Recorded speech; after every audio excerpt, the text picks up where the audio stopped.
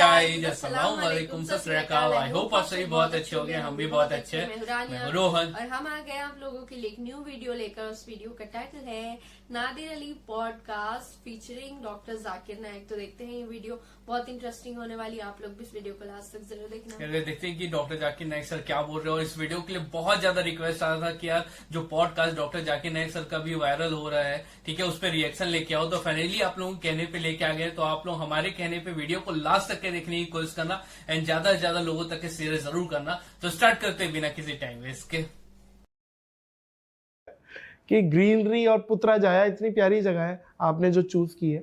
India से हिजरत करनी पड़ी। इंडिया याद आता है आपको? India of course.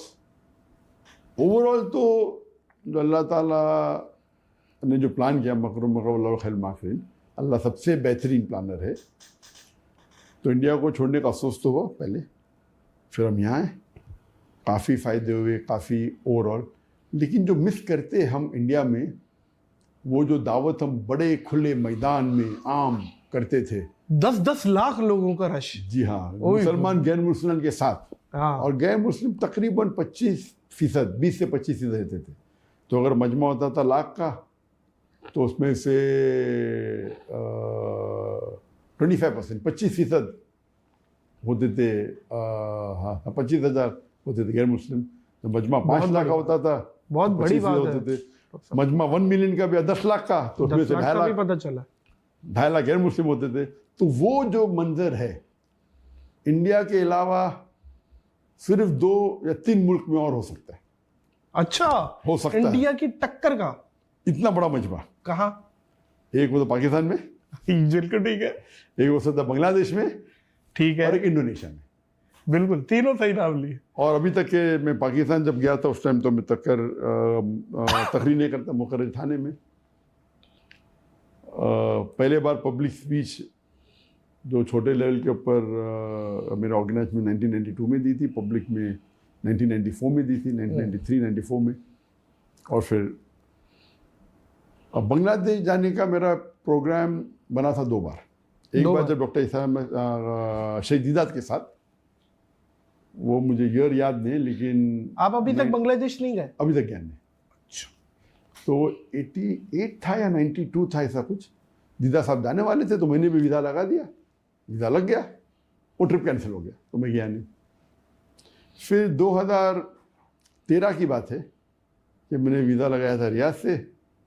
फिर वहाँ से इंटेलिजेंस की खबर आई कि मजमा बहुत बड़ा होने वाला है, अभी हालात सही नहीं है, तो आप पोस्टपोन करें तो बेहतर है। तो 2013 में भी वीज़ा लग गया और कैंसिल हो गया। पाकिस्तान का ऐसा सवाल आपने पूछा, पाकिस्तान आए, वो कहते हुए कब आएंगे? एक बार आ चुका। आप कब आएंगे? नेक्स्ट प्लान मेरी हुई थी जब मैं हिजरत किया, 2016 में हिजरत किया। यस। मेरा मौका तो हो सकता है कि अभी कुछ महीने बाद वापस जाऊं, 1 साल बाद, 2 साल बाद। तो जब 3-4 साल बाद पता लग गया कि अभी जाने के तो चांसेस नहीं है इंडिया, तो मैं डिसाइड किया अभी पाकिस्तान जा सकता हूँ। तो 2020 के स्टार्टिंग में या 2019 के एंडिंग में जब डिसाइड किया कि अभी इंडिया जाने के चांसेस तो बहुत कम है, अभी पाकिस्तान जाने में कोई हर्ज नहीं, पाकिस्तान में तो वेलकम करेंगे, काफ़ी दावत है, काफ़ी लोग जानते हैं। जितने सर एक सवाल बनता है मेरा, जी हाँ, और ये इंडियन ऑडियंस जो संजीदा ऑडियंस है उनसे भी सवाल है कि एक ऐसा शख्स जो कि मैं समझता हूँ कि इस उम्मत में इस टाइम इंटरनेशनली कंपैरेटिवली रिलीजन्स को इतना अच्छा समझते हैं, जो शायद जिसकी मिसाल ना मिलती हो इंडिया में। मतलब मुझे ये समझ नहीं आ रहा कि क्यों नहीं आप जा सकते? आपका घर है, मतलब आप मक्का में हैं और आपको पता चल रहा है कि इंडिया में ये हो गया, और आप मक्का से जाते ही नहीं अपने घर और आप मलेशिया शिफ्ट हो जाते हैं। ये थोड़ा सा इस चीज को बताएं, ये क्या था? पाकिस्तान आने की मुमानियत नहीं थी पहले। पाकिस्तान आने के लिए पाकिस्तान वीज़ा मिलना मुश्किल है, लेकिन मेरे लिए बहुत आसान था।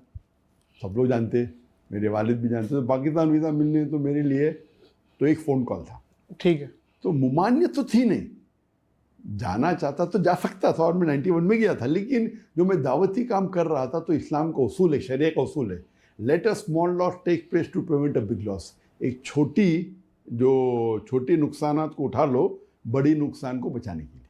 अगर मैं पाकिस्तान जाता था तो हो सकता है इदारा बंद हो जाता था, जब कुछ इल्ज़ाम लगाते थे कि ISI के साथ जुड़ा हुआ है। जी जी। तो वो डर के वजह से मैं नहीं गया। ऐसा मैं तो पाकिस्तान में से मोहब्बत करता हूँ। बाहर जब जाता था मैक्सिमम दुनिया में अगर कोई भी एम्बेसडर से मिला, वो पाकिस्तानी एम्बेसडर, जो भी मुल्क में जाता हूँ तो ग्रेट चांसेस, चाहे वो सऊदी अरेबिया हो, UAE हो, बहरीन हो, गल्फ कंट्री हो, फॉरेन किधर भी जाते थे तो पाकिस्तानी एम्बेसडर से तो मुलाकात होती थी, खाना का मिलने आ जाते, और पाकिस्तानी लोग से तो मोहब्बत थी।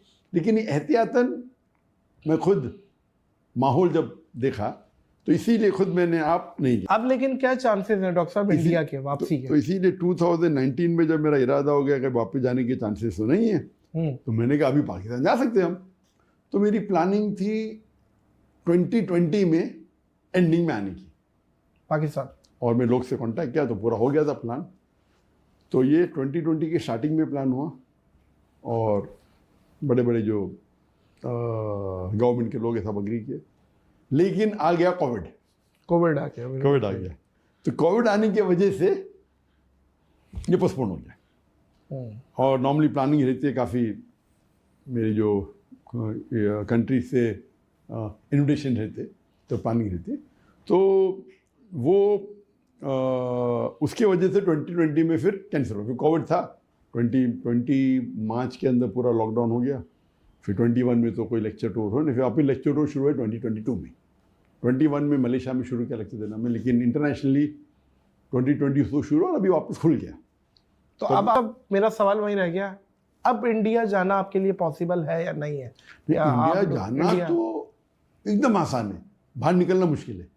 जाना तो इन्होंने तो रेड कार्पेट देगी, जाओ भाई आओ, अच्छा अंदर आओ, जेल में बैठो, अरेस्ट कर लेंगे वो, जाहिर है। अच्छा, उनके लिस्ट में तो नंबर 1 टेररिस्ट जाकिर नाइक है। अगर मैं बड़े तादाद में गैर मुसलमान अगर इस्लाम से मुतासिर होकर इस्लाम कबूल करते हैं, अल्लाह उनको हिदायत देता है, तो मैं उनके लिए टेररिस्ट ही बन गया ना। हालांकि काफ़ी इल्ज़ाम लगा, लेकिन अल्लाह की मदद से एक भी इल्ज़ाम साबित नहीं हुआ, माशाल्लाह। जी जी जी। वो बांग्लादेशी बम वाला भी आपके खाते में डाल दिया था? उससे शुरू हुआ, उसके पहले तो कोई प्रॉब्लम था नहीं मुझे। लेकिन बांग्लादेश के अंदर 1 जुलाई 2016 में एक धमाका हुआ, एक टेररिस्ट अटैक हुआ, जिसमें 4 या 5 टेररिस्ट इन्वॉल्व थे और कोई 21-22 फॉरेनर लोग की मौत हुई। उसके अंदर एक जो टेररिस्ट था वो मेरे फेसबुक का फॉलोअर था। अंदाजा तो बांग्लादेशी न्यूज़पेपर एक 3 जुलाई को इंफॉर्मेशन दी कि one of the terrorist was the follower of doctor Zakir Naik on the Facebook.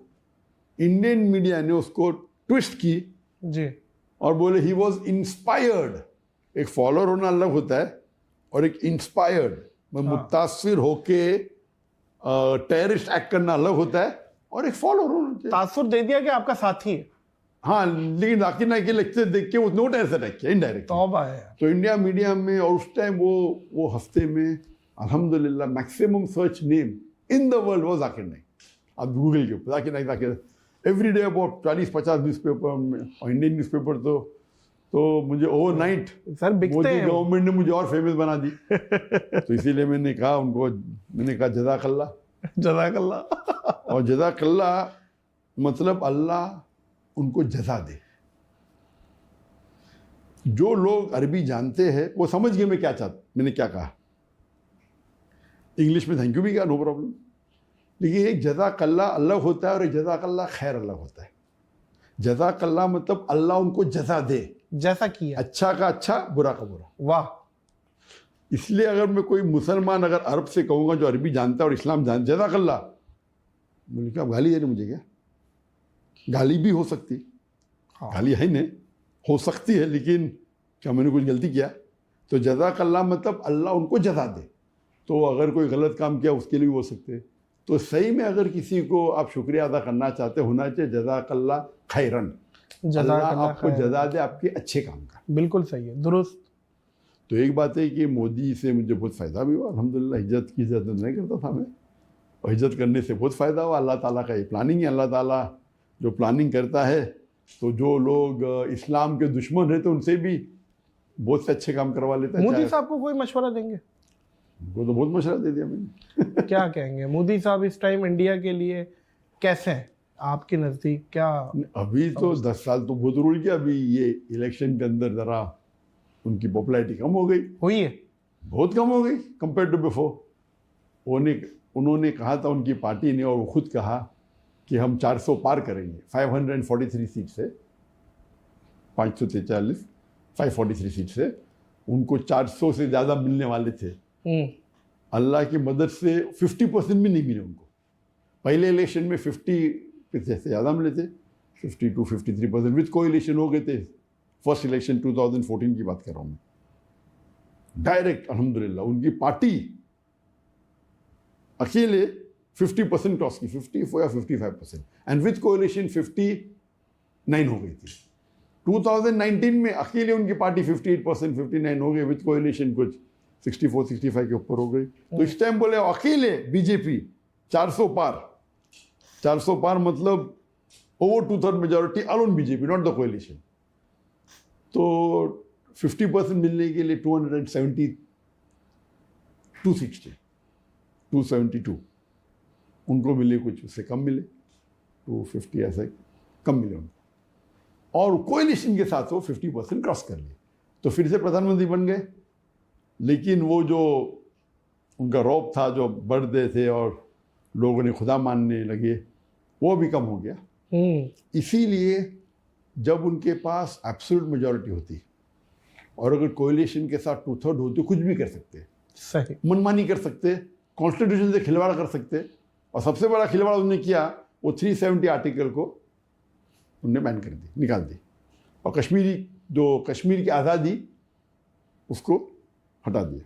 और उस वक्त ये चल रहा था, जब 370 निकालने के पहले, कुछ महीने पहले, उनने अपने एक सबॉर्डिनेट, एक एमिसरी इंग्लिश में बोलते, एक आदमी को भेजा मुझे मिलने के लिए मलेशिया में।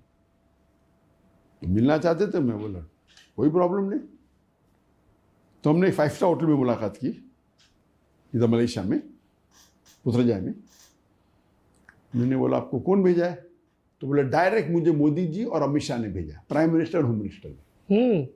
ये कभी की बात है, 2018 जब ये 370 आर्टिकल निकला कश्मीर का, उसके कुछ महीने पहले। सही 18 था या 2018, तकरीबन 19 जो भी था।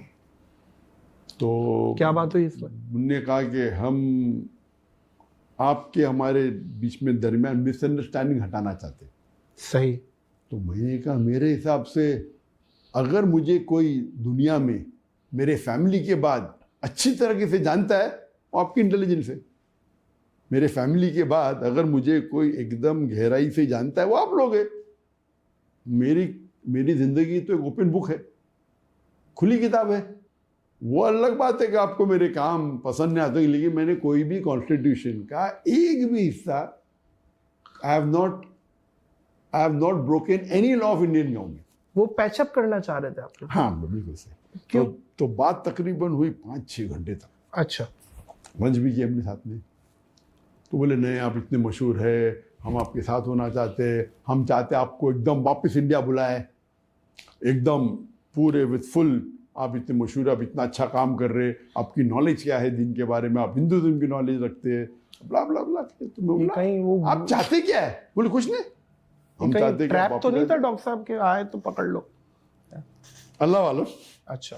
तो मैंने बोला कि आप चाहते क्या है? नहीं, हम सिर्फ चाहते हैं कि हमारे ताल्लुकात अच्छे हो जाए। तो मैं उन्हें साफ कहा कि देखो, आप अगर मुझसे कुछ काम लेना चाहते हैं, मैं मेरे देश के लिए, मुल्क के लिए काम करने को तैयार हूँ। मेरी 2 शर्तें। एक शर्त है, जो आप मुझे कहेंगे वो कुरान और हदीस के खिलाफ नहीं होना चाहिए, नंबर 1 शर्त। अल्लाह और अल्लाह के रसूल के टीचिंग के खिलाफ नहीं होना चाहिए। और नंबर 2, मुझे आपके पैसे की ज़रूरत नहीं। अगर ये 2 शर्त पूरी हो जाती, आप जो मुझसे काम लेना चाहते, मैं मेरे मुल्क के लिए हाजिर हूँ।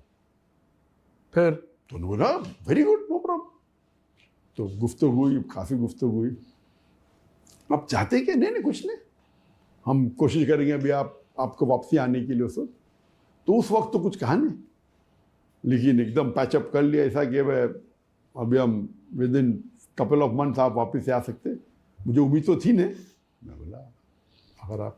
फिर मुझे कहने लगे वो आदमी शख्स जो आया था उधर से दिल्ली से कि हम चाहते हैं कि आप हमारी गवर्नमेंट को सपोर्ट करो कश्मीर इशू पे, कि जो हम 370 आर्टिकल को निकाल रहे वो सही है। तो मैंने कहा ये तो नामुमकिन है, मैं मेरे मुसलमान भाइयों के साथ गद्दारी कर ही नहीं सकता। जो मुसलमान कश्मीर में है उनका हक है फ्रीडम, और जो ने मुआहदा किया है उसके तहत रहे तो कोई प्रॉब्लम नहीं। Article 370 is a part of the it's a constitution, इसके अंदर दे हैव गॉट फ्रीडम। कुछ चीज़ के अंदर ऑटोनॉमी है, कुछ चीज़ के अंदर वो साथ में इंडियन गवर्नमेंट के है।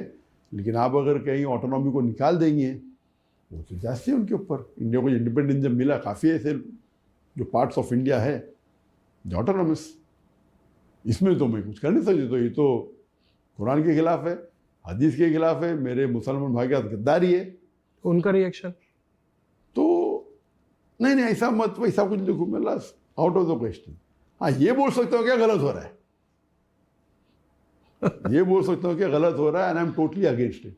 ठीक है, उनका स्टाइल था, ये बीजेपी गवर्नमेंट का स्टाइल है कि मुसलमान को अगर जो चाहते हैं अपने काम कराने के लिए, चाहे उलमा हो, चाहे बिजनेसमैन मुसलमान हो, कोई भी हो या गैर मुस्लिम हो, वो पहले आके प्यार से बात करते, फिर कोशिश करते पैसे दे के खरीदने की। नहीं खरीद जाता धमकी देते अंदर कर लेंगे, ये उनका फॉर्मूला है। प्यार से करके तारीफ करो, हम तुमको फ़ायदा देंगे। नंबर 2 पैसे दे के खरीद। अक्सर ये पहले 2 में अक्सर लोग मान देते। तीसरा है नहीं करेंगे तो हम ईडी के रेट डालेंगे, इनकम टैक्स रेट डालेंगे। तो मेरे साथ तो सब कुछ कर लिया उन्होंने, मुझे प्रॉब्लम ही नहीं। पुलिस भेजे, ईडी भेजे, ये भेजे, नंबर 1 टेररिस्ट कह दिया। तो मैं थैंक यू बोलता कि लोग मुसलमान में तो काफ़ी लोग, अक्सर लोग जानते थे इंडिया में, गैर मुस्लिम में भी जानते थे। लेकिन मोदी के बाद ये गोदी मीडिया जो है, वो जो मुझे हमेशा मीडिया पे आने की वजह से अभी तो माशाअल्लाह बहुत small percentage non Muslim India में होंगे जो मुझे नहीं जानते। नहीं मुझे नहीं लगता कि नहीं जानती होगी, बहुत कम होगी। तो ये उनकी बदौलत है। और उसके बाद लेकिन जब भी मैं ट्रैवल करता हूँ, चाहे मलेशिया में हो या बाहर हो, गैर मुसलमान अब भी मुझसे मोहब्बत करते हैं। उनका मेन प्रॉब्लम था कि जब मुसलमान में लेक्चर में आते वो अलग बात है, लेकिन मुतासर होके वो इस्लाम की जो गलत फहमी दूर हो जाते, और काफ़ी लोग इस्लाम भी कबूल करते। तो उसके वजह से उनका नुकसान हो रहा था, वो हिंदुत्व का जो स्टेटमेंट था ना। और फिर बाद में NEC एक्ट आ गया, वो बिल पास हो गया। वो चाहते थे उसके अंदर भी मैं सपोर्ट करूँ, मैं बोला आउट ऑफ द क्वेश्चन। वाह। तो उस टाइम क्योंकि हम वापस तो पहलू पे आते कि वो मेजॉरिटी में थे तो पास कर सकते थे। करो पार्लियामेंट में जाओ, कोई ऑपोजिशन ले नहीं सकता है, लीडर ऑफ अपोजिशन भी नहीं है। इंडियन पार्लियामेंट का रूल है, लीडर ऑफ अपोजिशन होने के लिए आपके पार्टी को कम से कम 10% सीट चाहिए। तो 543 में से 55 सीट्स अगर आपकी पार्टी को मिले तो आप लीडर ऑफ अपोजिशन बन सकते। 10 साल तक के कोई भी पार्टी को 55 सीट्स भी नहीं मिले तो लीडर ऑफ अपोजिशन था ही नहीं।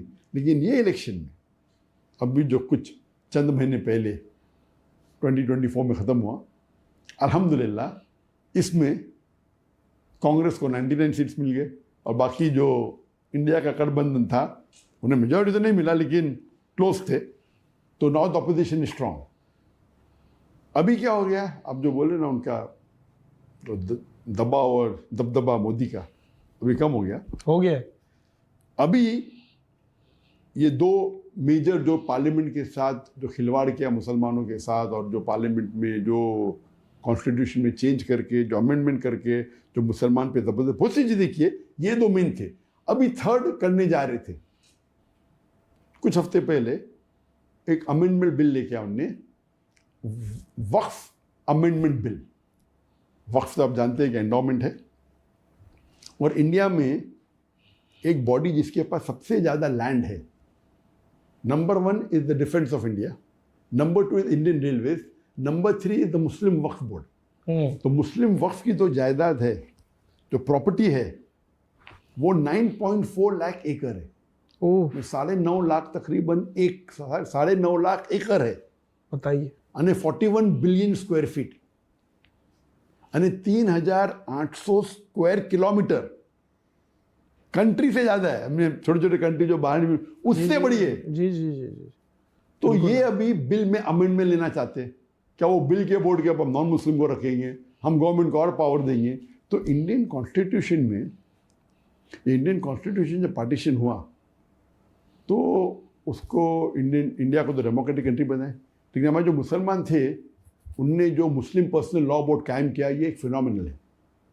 तो इसलिए कोई भी गैर मुस्लिम कंट्री दुनिया की है, India is one of the best और दी बेस्ट कुड से, क्योंकि मुस्लिम पर्सनल लॉ बोर्ड है। वक्फ की प्रॉपर्टी जो है, जो मुसलमान ने ड्राफ्ट किए कॉन्स्टिट्यूशन में, ये वक्फ के जो पॉइंट्स है is better than many of the Muslim countries. Muslim country के जो वक्फ के पॉइंट्स है वो इंडियन वक्फ बोर्ड और पावरफुल है।